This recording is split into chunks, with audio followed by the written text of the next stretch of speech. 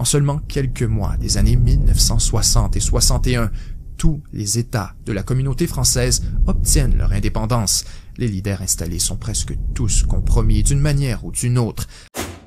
Des dictateurs déguisés en démocrates pour le bien de la cause, des élections truquées qui frôlent la parodie, des familles dynastiques qui restent au pouvoir pendant des décennies alors que ceux qui tentent de les renverser sont combattus comme des rebelles et des terroristes. C'est la fameuse France-Afrique. Un nouveau type d'empire français, un empire qui refuse de prononcer son nom.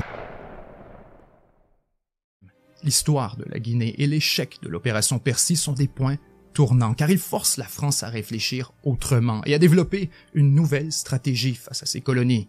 Puisque clairement, la marche de l'histoire est inarrêtable et les indépendances auront lieu avec ou sans l'accord de Paris, alors pourquoi les combattre futilement quand on peut tout simplement les contrôler en les organisant soi-même? En installant au pouvoir des proches de la France qui sont favorables à ses intérêts et en s'assurant qu'ils y demeurent par tous les moyens nécessaires, alors l'indépendance ne change absolument rien. La France peut continuer d'opérer comme d'habitude avec le même accès aux ressources et les mêmes privilèges coloniaux. En seulement quelques mois des années 1960 et 61, tous les États de la communauté française obtiennent leur indépendance. Les leaders installés sont presque tous compromis d'une manière ou d'une autre. En fait, des agents secrets sont infiltrés auprès de chaque présidence africaine, souvent directement au palais présidentiel. Les conseillers français sont assignés à pratiquement tous les ministres et ce sont eux qui tirent les ficelles de tous les grands dossiers. Immédiatement, la France s'empresse de signer des accords souvent secrets avec les nouveaux États indépendants sous son influence pour sécuriser son accès privilégié aux ressources naturelles comme le pétrole, l'or et l'uranium. En échange, Paris s'engage à maintenir au pouvoir les leaders complices tout en leur offrant une assistance économique et bien sûr, en cas de besoin, militaire. Ceux qui acceptent de collaborer au pillage de leur pays se voient couvrir de pots de vin et érigés en leaders légitimes et démocratiques. Ceux qui refusent et qui réclament la véritable indépendance sont combattus avec l'aide de ces nouveaux régimes et présentés comme de vulgaires rebelles à écraser. Voilà donc la naissance d'un système érigé sous Jacques Foccart, un système dans lequel la France œuvre depuis les coulisses pour télécommander un réseau d'hommes politiques qui ne sont en fait rien de plus que de vulgaires marionnettes. Ces réseaux, connectant secrètement la France, l'Afrique et le secteur privé, sont surnommés, sans surprise, les réseaux Foccart. Foccart devient ainsi une personnalité absolument incontournable en Afrique francophone, un personnage presque mythique qu'on appelle Monsieur Afrique. On organise ses activités dans ce qui devient la cellule africaine de l'Élysée, une cellule dont on nie l'existence même pendant des années et qui opère en dehors de l'autorité du Premier ministre et du ministre des Affaires étrangères. À travers sa société d'import et d'export de fruits nommée Safiex, Jacques Foccart met sur pied un canal secret permettant aux leaders africains de financer la caisse électorale du général. En fait, Foccart est si influent que lorsque le président des États-Unis, John F. Kennedy, écrit une lettre à la main au général de Gaulle pour le prévenir que Foccart est un espion soviétique, à Paris, personne n'y croit. On présume plutôt que les Américains tentent vainement de neutraliser un homme qui gêne leurs intérêts en Afrique. À partir des années 60 et jusqu'à aujourd'hui, les réseaux Foccart sont extrêmement actifs et produisent dans plusieurs pays des circonstances politiques tout à fait grotesques. Des dictateurs déguisés en démocrates pour le bien de la cause, des élections truquées qui frôlent la parodie, des familles dynastiques qui restent au pouvoir pendant des décennies alors que ceux qui tentent de les renverser sont combattus comme des rebelles et des terroristes. C'est la fameuse France-Afrique. Un nouveau type d'empire français, un empire qui refuse de prononcer son nom. Une machine bien huilée par la corruption systématique d'un réseau d'élites africaines parfaitement satisfaites d'être les complices du pillage de leur pays. Évidemment, tout ça est quelque peu abstrait et facile à dire sans exemple concret, donc, les amis, je vous propose d'examiner quelques cas notoires et particulièrement évocateurs afin de mieux comprendre comment se déploie vraiment cette fameuse France-Afrique, et ce, jusqu'à aujourd'hui. Commençons avec le Cameroun, puisque ça illustre très bien la stratégie de fausse indépendance dont il était question plus tôt. Durant les années 50, les indépendantistes du Cameroun se réunissent dans un parti appelé l'UPC. Pendant des années, la France les emprisonne, les réprime et va même jusqu'à assassiner 2 de ses leaders. Une fois les indépendantistes en déroute, ils installent à la tête du Cameroun un leader favorable à la France, Amadou Ahidjo, et s'assurent qu'il reste au pouvoir par la fraude électorale. On dira plus tard d'Ahidjo, on avait quasiment tout fait pour lui en mettant des paquets de bulletins dans l'urne. Dans l'armée camerounaise, presque tous les officiers sont français. Paris garde le contrôle sur les ressources stratégiques du Cameroun tout en combattant avec l'aide d'Ahidjo les véritables indépendantistes dans ce qui deviendra une guerre civile tragique, la guerre du Cameroun. Ahidjo, l'homme de la France, reste au pouvoir pendant 22 ans, instaurant un régime autoritaire où la corruption frôle la caricature. L'argent du pétrole est déposé directement dans des comptes en France et en Suisse, alors que des milliards de dollars sont détournés dans les poches du régime et des pétrolières. Lorsque Paris sent que Ahidjo devient un problème, on lui choisit un successeur, un certain Paul Biya. Appuyé par la France, il applique à la lettre les demandes de la Banque mondiale et du FMI en réduisant les salaires de l'État par 60% pour rembourser la dette. Avec une fortune évaluée à au moins 200 millions de dollars, Paul Biya est toujours au pouvoir aujourd'hui. À 90 ans, c'est le plus vieux chef d'État du monde. Bientôt, avec l'aval de la France, son fils prendra le relais. Et la farce continue. Un autre exemple similaire, c'est celui du Togo. Quand le premier président Sylvanus Olympio tente d'affranchir le Togo du franc CFA et d'équilibrer les relations avec la France, il est assassiné par un protégé de Paris qui deviendra bientôt lui-même le président pour le reste de sa vie, Gnassingbé Eyadema. Eyadema dirige le Togo pendant presque 40 ans, maintenu au pouvoir par de multiples interventions militaires de la France en sa faveur. Hier, par 2 fois, les avions Jaguar ont survolé la capitale Lomé. Les 200 parachutistes français, eux, sont stationnés. L'intervention française a, semble-t-il, rassuré et renforcé même le pouvoir du général Eyadema. En échange, des ententes sont signées afin de permettre à la France d'user comme elle l'entend de toutes les ressources stratégiques.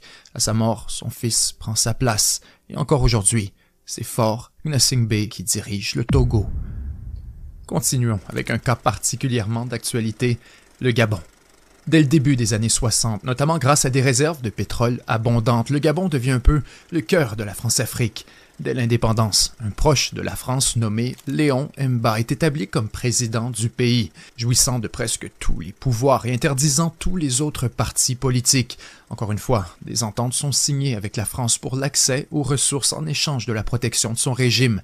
Ainsi, lorsqu'il est renversé pour établir une vraie démocratie en 1964, Jacques Foccart mobilise une intervention militaire de la France et Léon Mba est réinstallé par les armes. On lui conseille alors de se nommer un dauphin, quelqu'un qui pourrait prendre sa place en cas de problème. Jacques Foccart et Charles de Gaulle choisissent pour lui un vice-président, un certain Albert Bongo. Bongo devient rapidement le vrai leader et naturellement c'est lui qui prend le pouvoir à la mort de Léon Mba. Or, ce que plusieurs ignorent, c'est que non seulement il a été choisi par les réseaux Foccart pour assurer un approvisionnement en pétrole à la France, mais encore plus, c'est littéralement un ancien agent des services secrets français.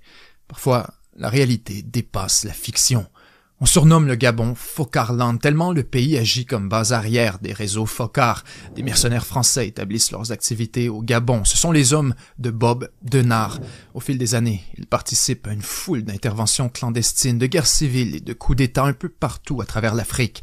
Pour le reste de sa vie, Albert, devenu Omar Bongo, organise l'extraction du pétrole gabonais au profit de la France, tout en détournant des milliards pour son bénéfice personnel. On apprendra plus tard que la pétrolière française Elf Aquitaine verse à Omar Bongo une prime secrète pour chaque baril de pétrole et chaque contrat. En fait, un cadre de la pétrolière confiera sous serment dans une enquête que l'entreprise versait environ 50 millions d'euros par année à Omar Bongo à travers des comptes suisses en échange de l'accès aux gisements de pétrole. L'affaire Elf passe à l'histoire comme le plus gros scandale politico-financier depuis la fin de la Seconde Guerre mondiale.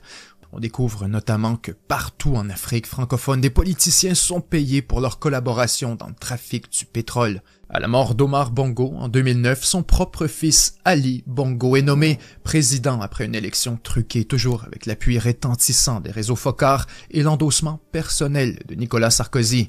Le président Sarkozy reçoit Ali Bongo à l'Élysée et le décore discrètement grand officier de la Légion d'honneur pour souligner les services rendus à la France. Les proches du pouvoir révéleront plus tard que la famille Bongo a financé la campagne électorale de presque tous les présidents de la Ve République. De Gaulle, Pompidou, Giscard d'Estaing, Mitterrand, Chirac, Sarkozy, tous achetés avec des mallettes remplies à coups de millions. Dans un livre enquête sur le scandale des biens mal acquis, un conseiller gabonais affirme même que les remises d'argent ont lieu directement dans le bureau du président et qu'elles sont filmées par des caméras cachées afin de garder contre la France un redoutable moyen de pression. Le système est donc une machine bien huilée. En échange de leur collaboration, les leaders africains sont payés à même les revenus des ressources et avec cet argent, ils retournent la faveur en finançant les politiciens français qui facilitent le système en question. Ainsi, sous le régime d'Ali Bongo, la drôle de relation privilégiée entre la France et le Gabon est perpétuée pendant encore plus de 10 ans. Pendant ce temps, les scandales s'accumulent, les gens en ont assez de la corruption et de la collusion, puis, à l'été 2023, après une nouvelle élection pathétiquement frauduleuse, Ali Bongo tente de faire taire les critiques en coupant l'accès à Internet et aux médias. Cette fois, plutôt que de l'appuyer dans la répression, l'armée gabonaise choisit de le renverser dans un coup d'État stupéfiant.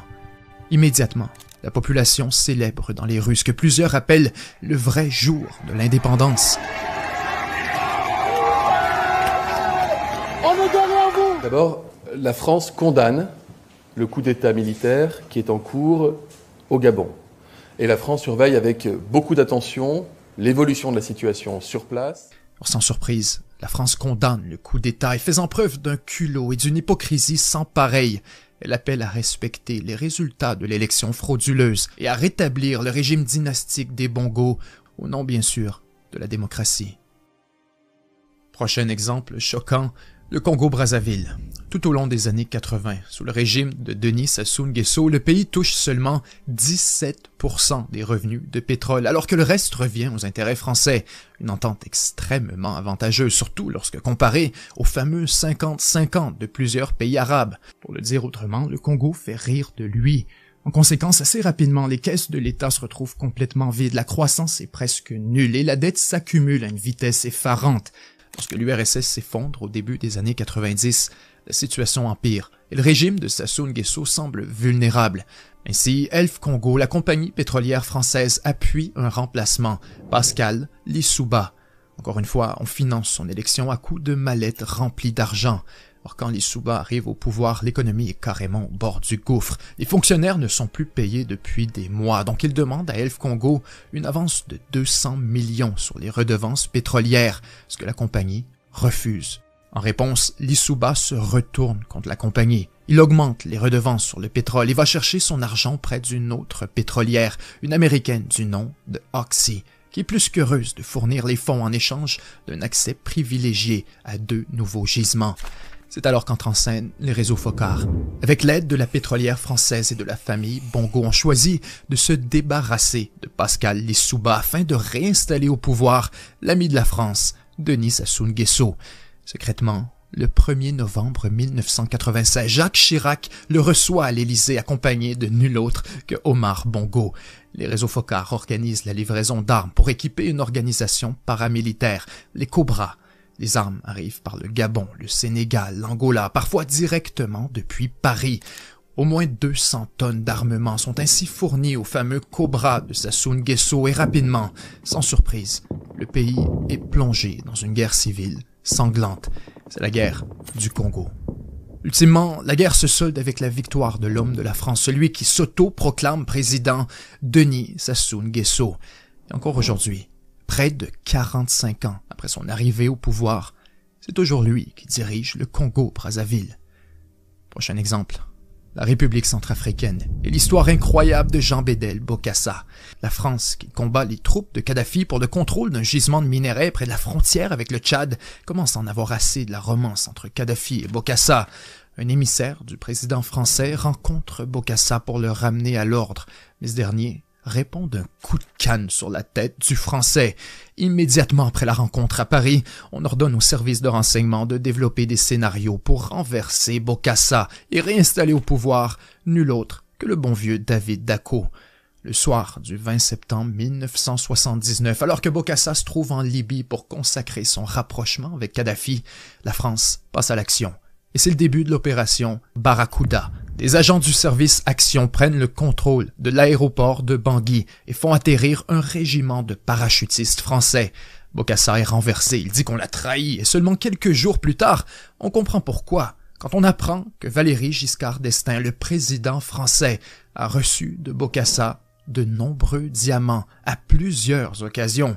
L'affaire prend vite des dimensions énormes, on la surnomme l'affaire des diamants, et pendant des mois, le président Giscard d'Estaing est ridiculisé dans les médias.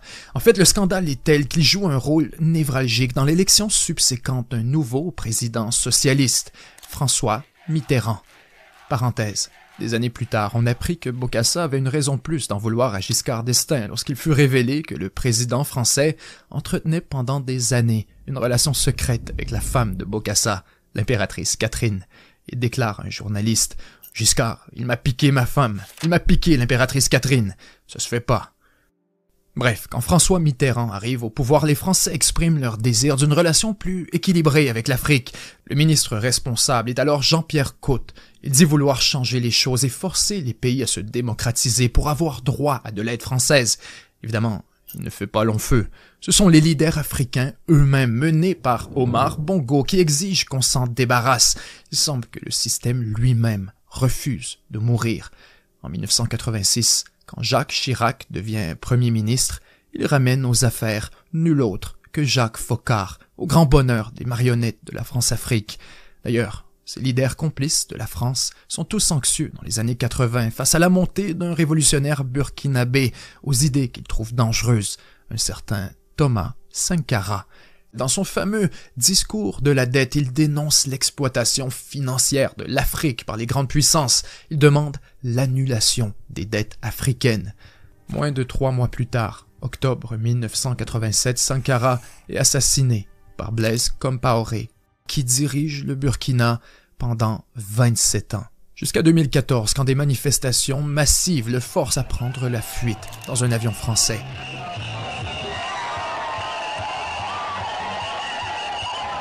Après le départ de Compaoré, Thomas Sankara devient un véritable héros national, reconnu comme le père de la révolution burkinabé. Évidemment, depuis ce moment, le méchant Burkina Faso est présenté comme un pays rebelle qui doit être dompté. La réalité, c'est qu'on pourrait présenter des exemples de la sorte pendant des heures, car depuis la naissance de la Ve République, aucun des présidents français n'a véritablement remis en cause le système de la France-Afrique. En fait, ce qui transforme le plus la relation avec l'Afrique à travers les années, c'est surtout l'évolution du contexte international.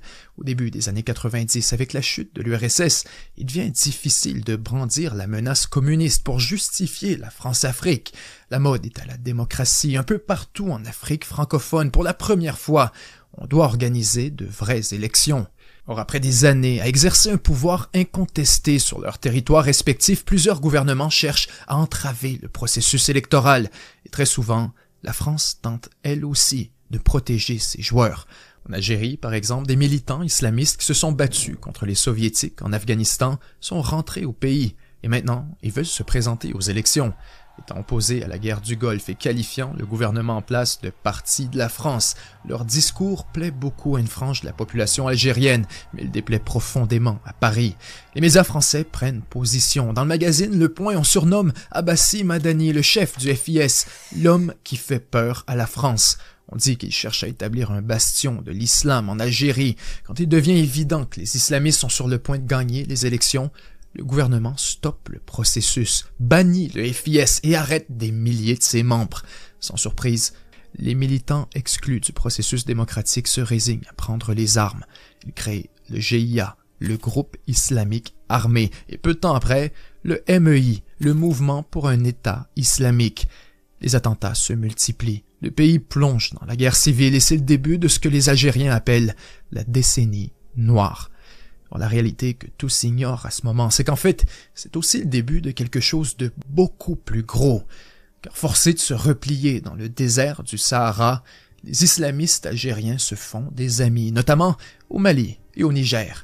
Ils développent des réseaux et rapidement le courant islamiste a des assises dans presque toute la région du Sahel. Alors, à ce moment, malgré leur influence, les groupes armés islamistes ne sont pas vraiment une menace sérieuse au Sahel. Ils commettent des vols, des enlèvements, mais somme toute leurs moyens financiers et matériels sont relativement limités. En fait, les vrais problèmes commencent autour de 2011. Lorsqu'arrive le printemps arabe, l'Occident voit l'opportunité parfaite de se débarrasser une fois pour toutes de Mouammar Kadhafi. La France organise les rebelles libyens en groupes paramilitaires et secrètement, on leur promet la reconnaissance diplomatique s'ils renversent Kadhafi en échange de 35% du pétrole libyen. Les rebelles sont facilement vaincus par l'armée de Kadhafi, mais l'OTAN détourne un mandat de l'ONU pour bombarder directement la Libye. Kadhafi tombe. On installe un collaborateur de la CIA à la tête du pays, Khalifa Haftar. Beaucoup de Libyens restent fidèles à Kadhafi, même après sa mort, donc le pays plonge dans une guerre civile qui dure encore aujourd'hui. Dans sa chute, l'armée de Kadhafi laisse derrière des dizaines de milliers d'hommes, désormais sans emploi et surtout des quantités incroyables d'armements et d'équipements militaires. Les gouvernements de la région s'inquiètent de voir les armes tomber entre les mains de rebelles ou de djihadistes. Et bien sûr, c'est exactement ce qui se produit. L'arsenal se retrouve entre les mains d'une multitude de groupes armés. Pire, des milliers de vétérans de Kadhafi sont en fait des Touaregs originaires du nord du Mali. Et lorsque Kadhafi est renversé, les Touaregs prennent toutes les armes qu'ils peuvent emporter avec eux et retournent au Mali afin de fonder le Mouvement national de libération de l'Azawad, ou MNLA. Ainsi, moins de 90 jours après la chute de Kadhafi, et en conséquence directe de cet événement, les Touaregs forment une alliance avec des groupes islamistes et déclenchent ce qu'on appellera bientôt la guerre du Mali. Dès le départ, près de la moitié de l'armée malienne retourne sa veste et rejoint les indépendantistes. Plusieurs n'ont simplement pas de loyauté envers un gouvernement central qu'ils voient comme inefficace et corrompu. Ils marchent sur le nord, presque sans résistance. Bientôt, ils contrôlent l'entièreté ou presque du territoire qu'ils réclament. Après avoir soutenu les Touaregs dans leur lutte, les djihadistes veulent maintenant imposer une version stricte de la charia, ce que refusent les Touaregs. Et rapidement, un conflit éclate entre les deux factions. Les Touaregs sont expulsés par les islamistes qui se retrouvent en contrôle de tout le nord du Mali. Bientôt, ils sont aux portes de la capitale. Le gouvernement malien est au bord de l'effondrement et la France commence à paniquer. Car la différence des Touaregs, les ambitions des islamistes dépassent largement le Mali. Ils occupent une partie de la Libye, de l'Algérie, du Niger, du Nigeria et du Burkina. Si les intérêts de la France sont relativement limités au Mali, ils sont considérables ailleurs, notamment au Niger, où les fameuses mines d'uranium fournissent alors 30% de l'approvisionnement des centrales nucléaires françaises. Il faut donc à tout prix empêcher les islamistes de prendre le Mali afin d'éviter un effet domino à travers la région. Début 2013, la France annonce le lancement de l'opération Serval, une intervention militaire in extremis pour empêcher la chute du gouvernement malien. Pour reprendre le nord et déloger les djihadistes, la France fait appel à nul autre que les rebelles Touaregs du MNLA. Ces mêmes Touaregs ayant déclenché la guerre du Mali seulement quelques mois plus tôt pour ensuite s'embrouiller avec les islamistes. Ça fonctionne à merveille. Les ennemis de mes ennemis sont mes amis. En quelques mois, les djihadistes sont battus. Or, le problème, c'est que cette collaboration entre Paris et les rebelles Touaregs provoque la colère de la population malienne. On dit que ce sont des terroristes et qu'ils devraient être combattus à juste titre. L'ambassadeur français Christian Rouillet s'oppose à cette collaboration, mais il est démis de ses fonctions et rappelé à Paris. Discrètement, la France organise des négociations avec les Touaregs afin que l'Azawad devienne une région autonome. Au Mali, plusieurs se sentent carrément trahis, non seulement par la France, mais par leur propre président. Des manifestations éclatent, les gens sont de plus en plus hostiles à la présence française. Certains questionnent les motifs et croient que le djihadisme n'est en fait qu'un prétexte pour occuper le pays. Le président est vu comme un complice, un subordonné de la France qui facilite le morcellement du pays au profit des Touaregs. Dans la presse malienne, on affirme que Paris a une entente secrète avec les rebelles pour le contrôle sur le pétrole du Nord. Une chose est sûre, c'est que le sentiment anti-français est de plus en plus fort et pendant ce temps, les djihadistes font seulement continuer leurs activités dans les pays voisins. Ainsi, la France remplace l'opération Serval par l'opération Barkhane, cette fois avec un mandat beaucoup plus large couvrant la région tout entière. Pour plusieurs, le dispositif déployé par la France est tout simplement démesuré. Selon les chiffres des renseignements français, dans toute la région du Sahel, les djihadistes sont environ 2 ou 3 000 au maximum. Et pourtant, la mission s'éternise. Conséquemment, le même sentiment anti-français gagne rapidement les pays environnants comme le Burkina Faso, le Niger et le Tchad, d'après une enquête d'opinion au Niger par un groupe de recherche indépendant.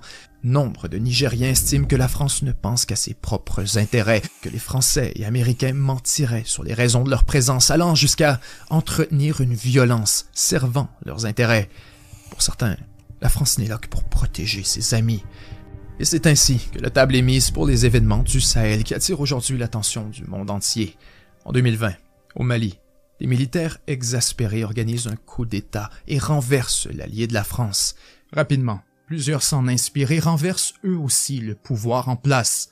Après le Mali, c'est au tour de la Guinée, un autre proche de la France qui est renversé après plusieurs élections truquées. Puis, c'est le Burkina Faso, le Niger et enfin, le Gabon de la famille Bongo. Le château de cartes de la France-Afrique s'effondre. Après des années assurer un contrôle quasi total sur ses anciennes colonies, la position de la France en Afrique se retrouve plus menacée que jamais. Pour Emmanuel Macron, qui promettait la fin de la France-Afrique, c'est un moment critique, un véritable rendez-vous avec l'histoire. Quand la France a menacé d'envahir le Niger, immédiatement le Burkina et le Mali ont prévenu qu'ils viendraient à sa défense. Récemment, ils ont créé une nouvelle alliance militaire pour se défendre collectivement contre toute agression externe. C'est gigantesque. Mais surtout, c'est très évocateur des motivations réelles derrière ce mouvement. Avec cette nouvelle coalition et l'effondrement de la dynastie Bongo au Gabon, il devient limpide que la véritable cause du soulèvement actuel à travers l'Afrique dépasse largement le djihadisme et la lutte religieuse. Plutôt, c'est la poursuite du mouvement d'indépendance amorcé au cours des années 60, mais jamais réellement achevé, puisque systématiquement manipulé par les intérêts étrangers. Bien sûr, on peut choisir de voir l'Afrique à travers le prisme d'un conflit géopolitique impliquant la Russie et la Chine dans un grand combat contre l'Occident, mais la réalité est beaucoup plus complexe, et quand on réfléchit de la sorte, on ignore carrément la volonté bien réelle des pays africains eux-mêmes. Chers amis, comprenons bien que ce sont des acteurs politiques lucides, et ainsi, soyons parfaitement conscients que l'appel de l'Afrique à la Russie, à la Chine, est loin d'être une manœuvre enthousiaste, mais bien une tactique résignée et défensive, un mal jugé nécessaire pour enfin briser le cycle de la dépendance envers Paris. Quand ceux qui remettent en doute l'asservissement sont systématiquement punis, déstabilisés, assassinés et remplacés, on crée un monde dans lequel les seuls qui sont autorisés à diriger sont forcément des collaborateurs et des usurpateurs. L'asservissement est donc le prix de la stabilité. Comment s'étonner que se produisent des coups d'État quand on confisque l'option de la démocratie au peuple qui désire devenir libre? Comment voir dans ces coups d'État autre chose que l'expression la plus flagrante d'un rejet déterminé de la France-Afrique et de tout ce qui vient avec? La porte de la liberté est verrouillée à double tour depuis des centaines d'années. Il est normal que certains s'exaspèrent et finissent par l'enfoncer. Combien d'élections doivent encore truquer les Bongo, Biya, Sassou Nguesso de ce monde pour qu'on les considère enfin comme des adversaires de la démocratie? J'entends déjà certains me balancer que je suis contre l'Occident, que je préfère la Chine ou la Russie. La dissonance cognitive trouve toujours un prétexte de rejeter ce qui nous choque. Mais justement, si c'était la Chine et la Russie, on se lancerait sur les murs pour que ça s'arrête. Mais quand c'est nous, faudrait surtout pas nommer le problème. Si je critique l'Occident, c'est parce que malgré le sentiment de honte qu'on puisse ressentir, la réalité, c'est qu'aucun d'entre nous n'a consenti explicitement à ce que nos gouvernements agissent de la sorte. Et je crois sincèrement que si le récit officiel n'était pas aussi contaminé par les demi-vérités et le mensonge, les gens seraient choqués et déterminés à ce que ça s'arrête. Si parfois se regarder dans le miroir avec une honnêteté brutale et avoir honte de ce qu'on a devant nous, c'est le plus beau geste d'amour-propre. Et voilà exactement pourquoi je vous ai raconté tout ça. Pourquoi raconter l'histoire entière du colonialisme français pour comprendre les événements récents en Afrique. Vous voyez maintenant comme moi que tout ça est directement relié. Donc il aurait été malhonnête et profondément irrespectueux de faire autrement. Car l'histoire de la France-Afrique, ça n'appartient pas aux années 60 ou 80. C'est une histoire qui se poursuit toujours aujourd'hui. Les systèmes, les méthodes et même certains leaders sont toujours en place. Ces grands démocrates qu'on applaudit avec une larme aux yeux pour avoir truqué une élection de plus, on les décore, on les honore, on les arme, on les excuse, on les cajole. Plus hypocrite encore, on force le monde entier à jouer dans cette mauvaise pièce de théâtre dans laquelle ces imposteurs dirigent en fait des gouvernements respectables et légitimes, que tous ceux qui veulent la liberté la prennent, et si on leur refuse la clé, qu'ils enfoncent la porte. C'était Benjamin Tremblay, et 7 jours sur Terre.